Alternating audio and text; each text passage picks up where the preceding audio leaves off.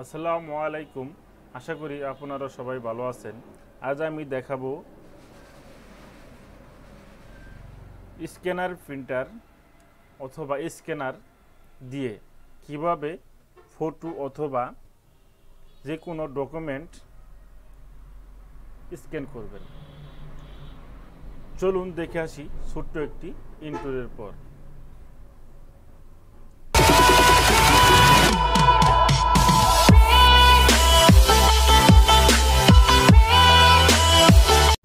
Photo অথবা যে কোনো ডকুমেন্ট স্ক্যান করার জন্য অবশ্যই আপনাকে প্রিন্টার অথবা স্ক্যানার ওপেন রাখতে হবে।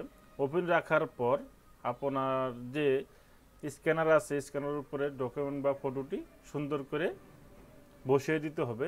বসানোর পর আপনার যে ল্যাপটপ অথবা ডেস্কটপে যে ফটোশপটি ইনস্টল করা আছে সেই ফটোশপটি ওপেন করতে হবে।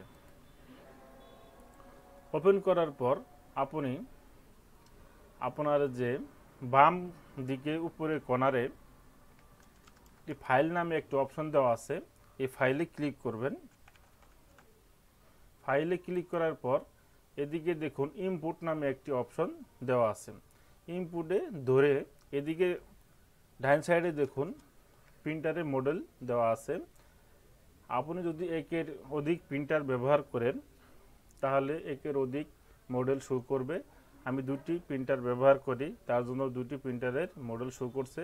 আমি 31 দোষে এই কাজটি আপনাদের দেখাবো, তাই আমি 31 দোষে ক্লিক করব। 31 দোষে ক্লিক করার পর এখন দেখুন একটি ফরম্যাট চলে এসেছে। এ জায়গায় কিছু সেটিং আছে, সেটিংটি আপনারা ঠিক করে নেবেন। এদিকে দেখুন একটাই অপশন থাকবে ডকুমেন্ট সাইজ। ডকুমেন্ট সাইজটা আপনি A4 রাখবেন। A4 রাখার পর এমএস টাইপ, মানে এদিকে colour black and white, grey, auto এগুলো কিছু না দিয়ে আপনি ডাইরেক্ট কালার দিয়ে দিবেন। রেজুলেশন যত বেশি দিবেন ছবির কোয়ালিটি তত ভালো হবে। রেজুলেশন যত কমিয়ে দিবেন ছবির কোয়ালিটি তত খারাপ হবে। রেজুলেশন সাধারণত 3 থেকে 400-র ভিতরে থাকে। আর এদিকে কোনো আপনার সেটিং চেঞ্জ করার প্রয়োজন নেই।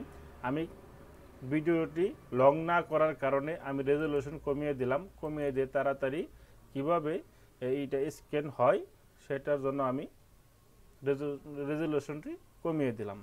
সেজন্য আমি প্রিভিউতে ক্লিক করলাম।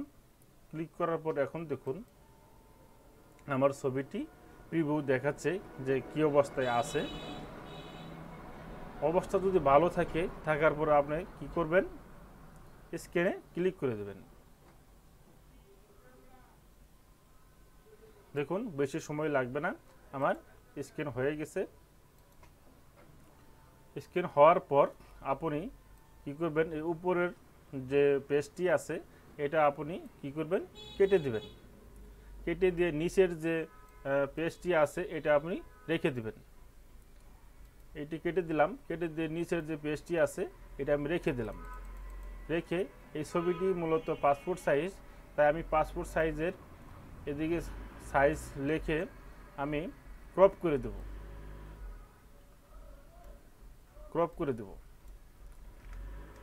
পাসপোর্ট সাইজ মাপে রেখে আমি ক্রপ করে দেব। ক্রপ করে দেওয়ার পরে আমার যদি ছবিটি এডিট করার প্রয়োজন হয়, হালকা পাতলা এডিট করে আমি ছবিটি সেভ করে রেখে দেব।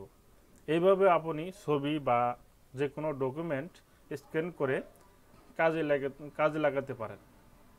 যদি আমার এই ভিডিওটি দেখে আপনি সামান্য কিছু শিখতে পারেন, সামান্য কিছু আপনার উপকার হয়ে থাকে, তাহলে আমার চ্যানেলটি সাবস্ক্রাইব করবেন, বেল বাটনটি বাজিয়ে দেবেন, একটি লাইক দিয়ে উৎসাহিত করবেন। ভালো থাকবেন। আসসালামু আলাইকুম।